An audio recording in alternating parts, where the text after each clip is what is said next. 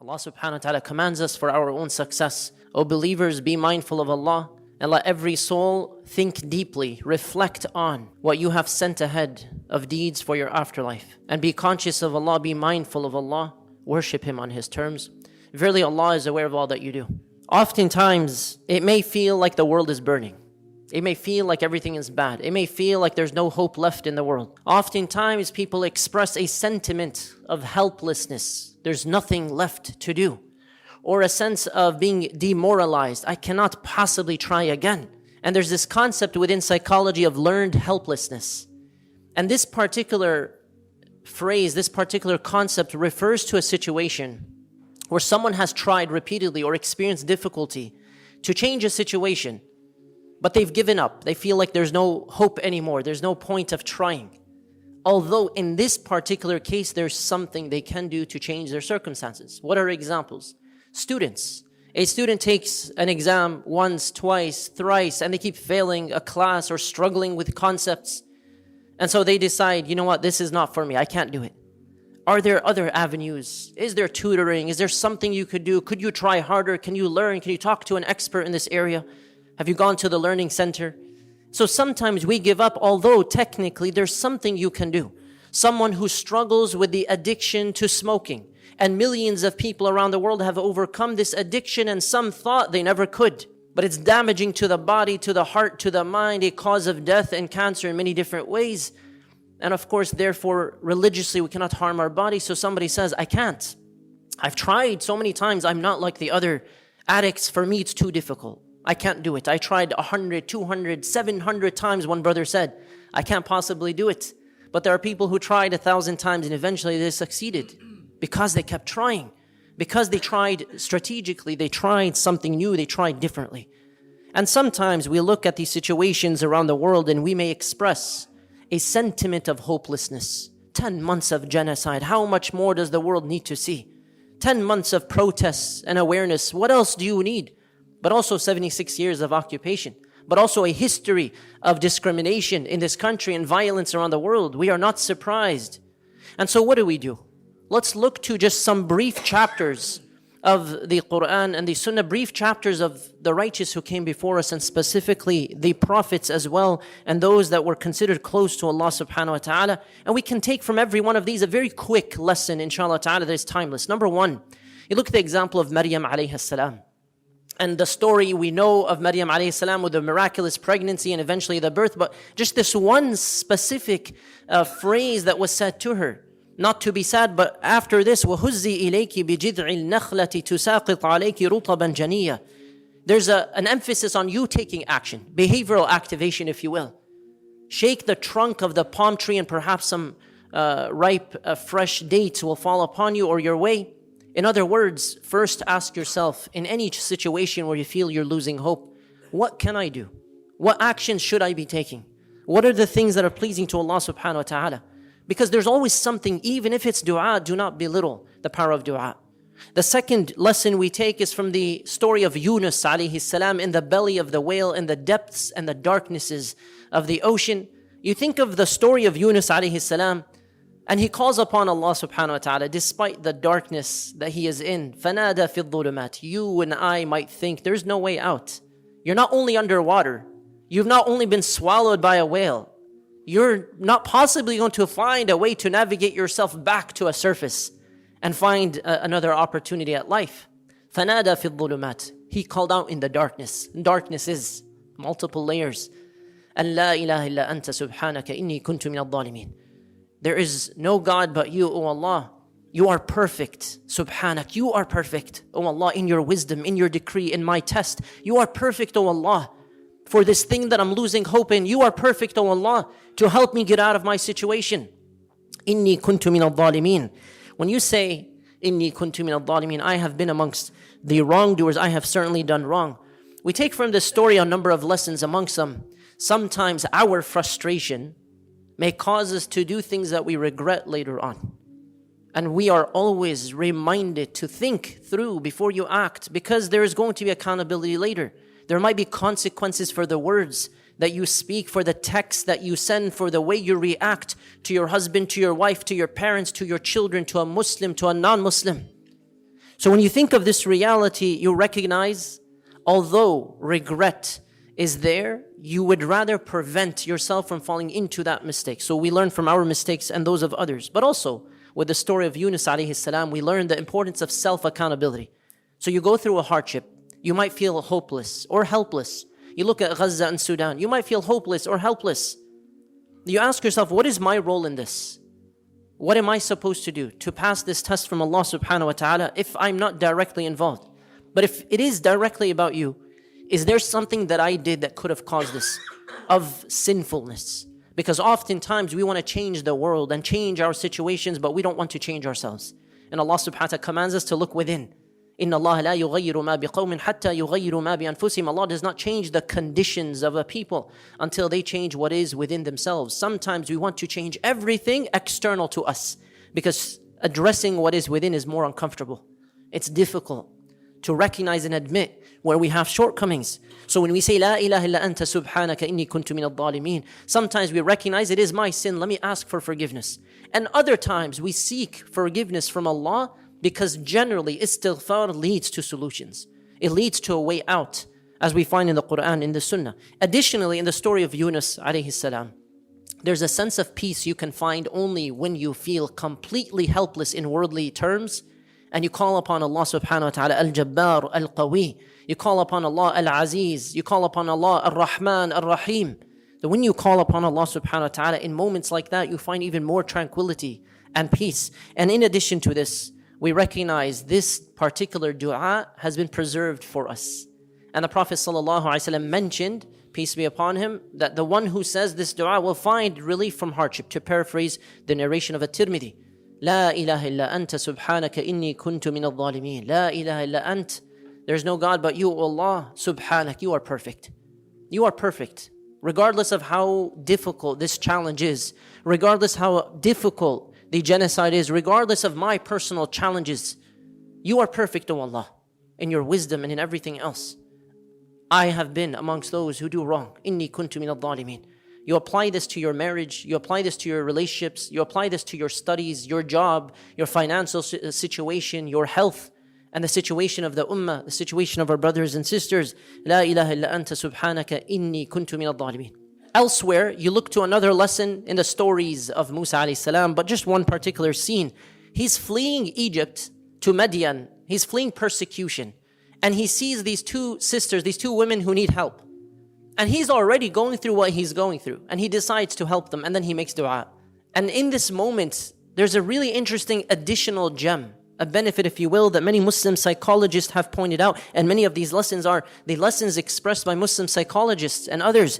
And they said, notice this, there's a lot of research indicating that when you're going through some kind of anguish or helplessness or anxiety or even depression, there's been research that finds that helping other people is an antidote to your own situation, to your own mental state, not necessarily the situation itself.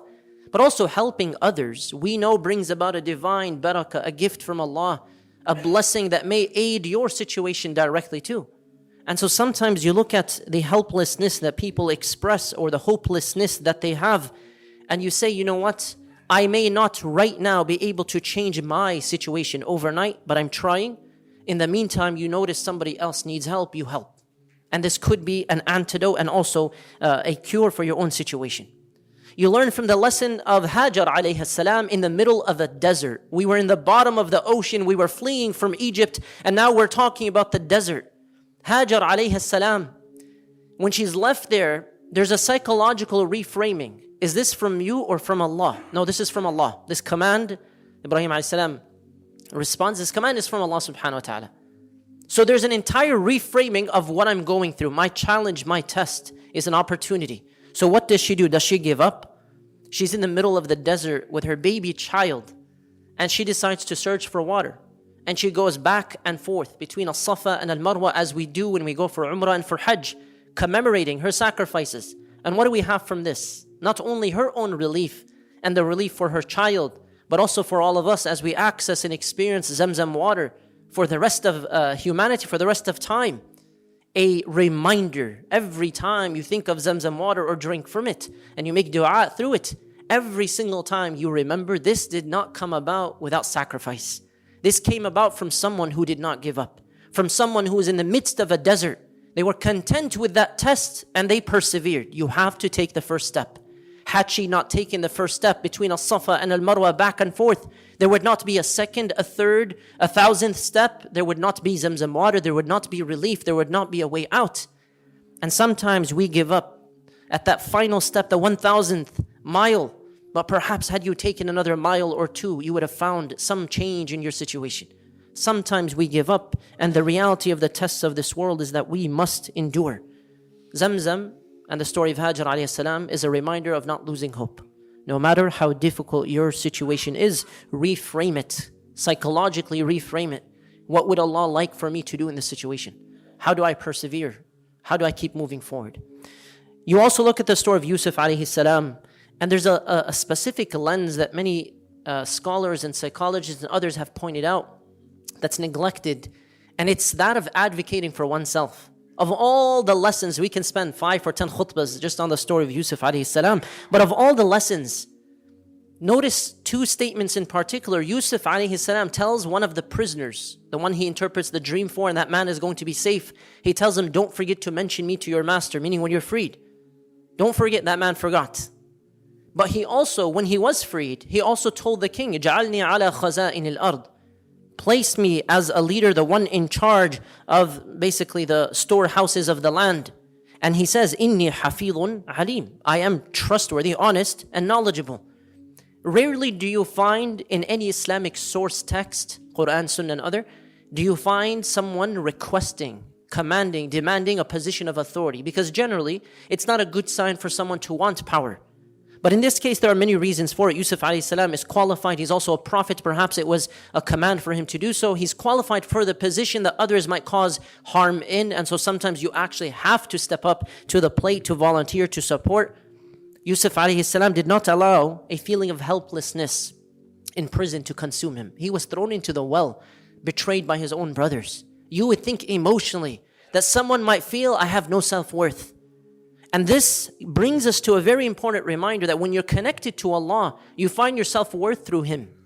When you're really connected to Allah, you find that people don't give you your value. You have value inherently as a believer. But also distinguish your circumstances, the things outside of your control, from your choices. You cannot control the things that happen to you in life, but you can control what you do. And that is the test of life. We may not like it, but that is the test of a dunya. It is a type of prison.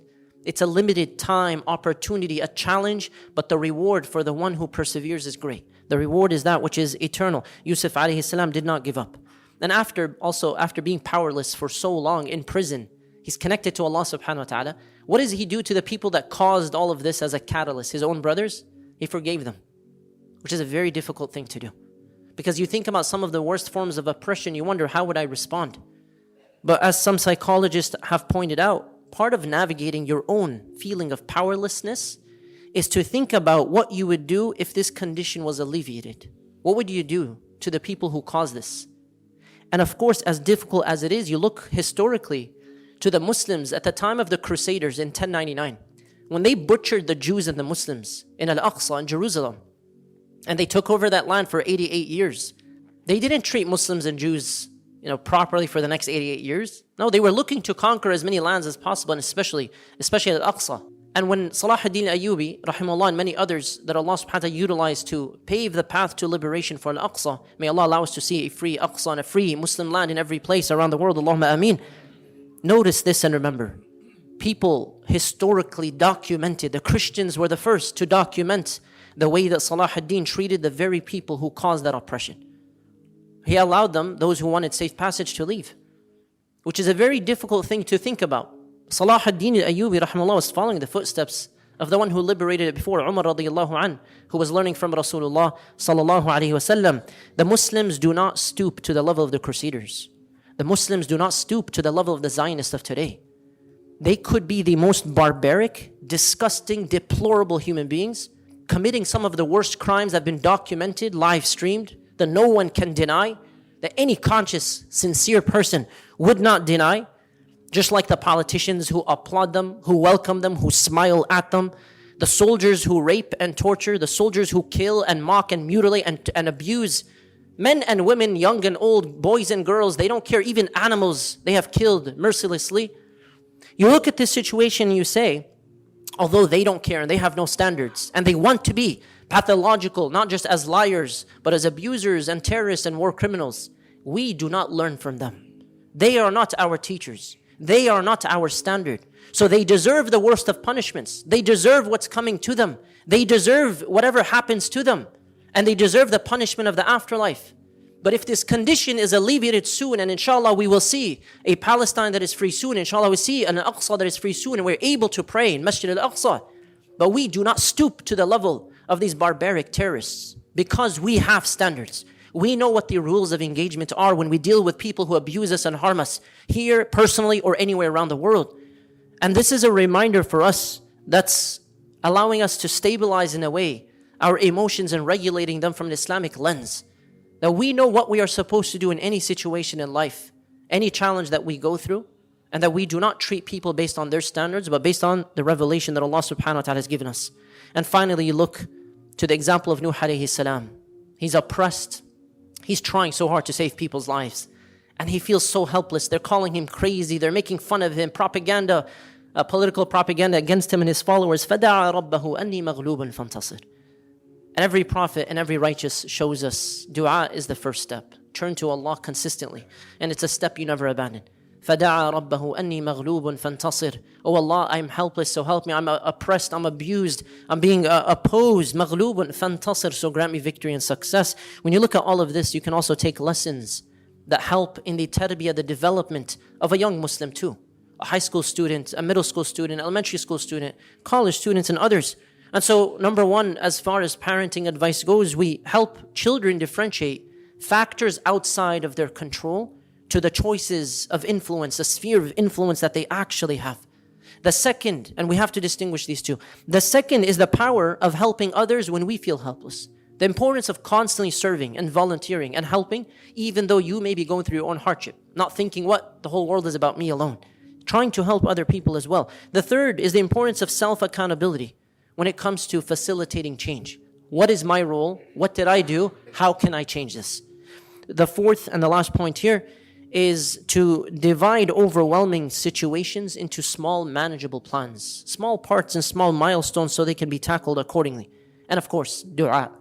When we say all the time, la hawla wa la quwwata illa billah, sometimes parents use this to respond to something their children have done, but in reality, when we say la hawla wa la quwwata illa billah, there's no might and no power except by Allah.